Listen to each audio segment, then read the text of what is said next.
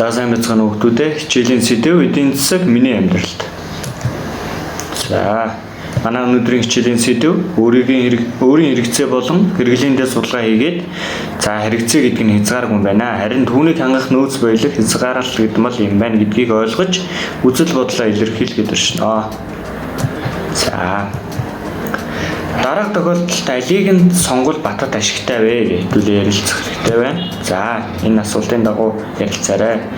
За ээж нь батад өвлийн хувцас авах, аль эсвэл гар хувцас авах гэсэн хоёр сонголтыг өгсөн байна. За та бүхэн өөрийн сонголтын дээр байсан бол яг алийг сонгож авах ёстой байсан бэ? За ээж чинь таныг гар хувцас аваарай. Эсвэл өвлийн дулаан хувцас аваа гэж мөнгө өгсөн бол та алийг сонгох гэсэн бэ? За сонголт хийхэд нөлөөлөх зарим хүчин зүйлс. За алийг нь авбал мөнгө оновчтой зарцуулах вэ гэдэг талаас нь харах хэрэгтэй. За жишээлх юм бол би гар утсаа авахыг хүсэж байгаа. Эсвэл надад өвлийн хувцас хэрэгтэй байна гэсэн. Нэг нь болохоор авахыг та үнэхээр хүсэж байгаа, нөгөөдөл нь хэрэгцээтэй байгаа. Эдгээрээс аль нь надад илүү сэтгэл ханамж өгөх вэ? Хэрвээ та гар утастай болох юм бол яах вэ гэвэл гоё харагдана. За тоглоом тоглож болно. За утсаар аав ээжтэйгээ ярина. Интернет захим сүлжээнд орох боломжтой. Өвлийн хувцас авах юм бол тухайн өвөл дулаан хувцастай явна гэсэн. Эдийн засгийн амьдрал бол тэр чигтээ ерөнхийдөө сонголтын дээр тулгуурлаж байна. Ашигтай, ашиггүй, зөв буруу гэсэн сонголтын дээр амьдарч байна. За хүмүүс тэгвэл яагаад сонголт хийдэг юм бэ гэж. Хүн амьдрал ахуйдаа өөрт ашиггүй шийдвэр гаргахгүй байхыг чармаадаг. Аль болох ашигтайг нь сонгохыг эрмэлзэж идэг. За тиймээс хүн аливаа зүйлийг зөв сонгох нь хамгийн чухал байдаг.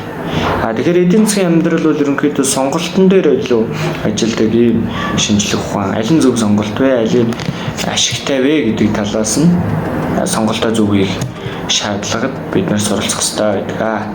Хүссэн зүйлээ бүгдийг нь худалдаж авч болох уу?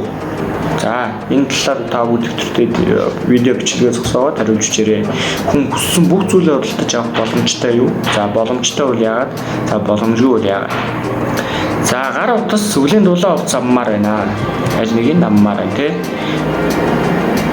За яагаад бүгдийг нь авч дгүй вэ гэж. За бид нар хичээлийн ихэнд бидний нөөц хэрэгцээ бол хязгааргүй гэж үзсэн. Тэгвэл нөгөө хэрэгцээг хангаж байдаг нөөц баялаг маань хязгаарлагдмал гэдгийг бол ойлгосон. Энүүнтэй яг адилхан өрхийн орлого, өрхийн зарлага, өрхийн орлого гэдэг зүйл бол хязгаарлагдмал байдаг гэдгийг өмнөх хичээлүүдээр үзсэн байгаа. За хэрэгцээ гэдэг нь юу гэлт юм бэ? За хэрэгцээ гэдэг нь хүн бүхэнд биелүүлэхийг хүсдэг олон хүсэл байдаг. Тухайлбал юу гэх юм хоол, цус унар, орон байр, боловсрол гэх мэт маш олон хэрэгцээ байдаг. Үүнийг эдийн засгийн хэлээр хэрэгцээ гэж нэрлэдэг. Хүний хангагдаагүй тэр хүслийг хэрэгцээ гэж нэрлэж байгаа. Хангагдаагүй хүслийг гэдгийг ойлгох хэрэгтэй тийм. Хүнд ихэн хөвлөд бүрлдэхээс эхлээд хэрэгцээ бий болж эхэлдэг. Хүүхэд яах вэ гэж хүүхэд ертөнцид мэдлээд ихийн сүү эцэг ихийн хайр халамжид өсөж өндөөдөг. Энийг хүн амьдрахад зориулагдсан заягдмал хэрэгцээ гэж ойлгож байна. За хүний хүсэл сонирхол буюу хэрэгцээ дуустдаггүй байнга нэмэгдэж байна. За нэг гой гар утас гой ганган гар утас авлаа гэж бодоход дахиад хэрэгцээ гарч ирдэг. Гой ганган хувцас авмаар байдаг ч юм уу. Эсвэл электроном авмаар байдаг ч юм уу. За өмнө нь авсан зүйл нь ирэлтэгдэж хорогдож байна. Ер нь хэрэгцээ гэдэг зүйл бол хүний бүхэн өгдөл хизээж дуустдаггүй юм зүйл. За амьдралын явцад олон төрлийн хэрэгцээ шинээр бий болж байдаг. Харин тэрхүү хэрэгцээг хангах нөөц баялаг нь хомос хязгаартай байна. Тэгэхээр зүү зохистой яаж хэрэгцээг хангах вэ?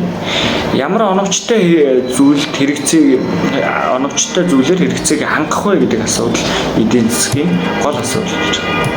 За тэгвэл хэрэглээ гэж юу юм бэ?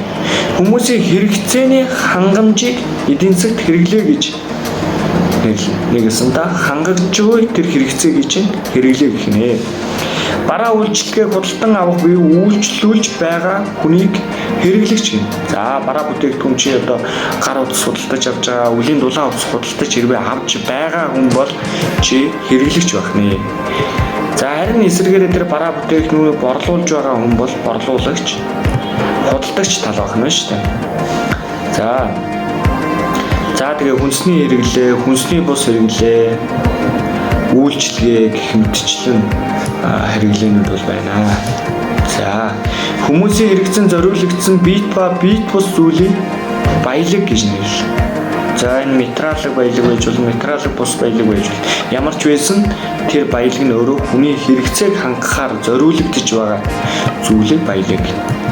За баялагын дотор нь юу гэж нэрлэдэг авч үзье.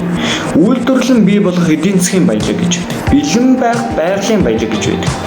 За үйлдвэрлэн бий болгох эдийн засгийн баялагд нь талгаж ихээр одоо юу гэдэг юм удааг, хувцас, ном, дэвтэр, барилга, машин, гар утас юу гэдэг энэ бүгд орно. Бэлэн байх байгалийн баялаг гэдэгт нь улс ургамал, ой мод, агаар одоо тий агаар мандал, орчин, борооны ус, салхи гэл ашигт малтмал, ангөрөө гэл бүгд ордог байна.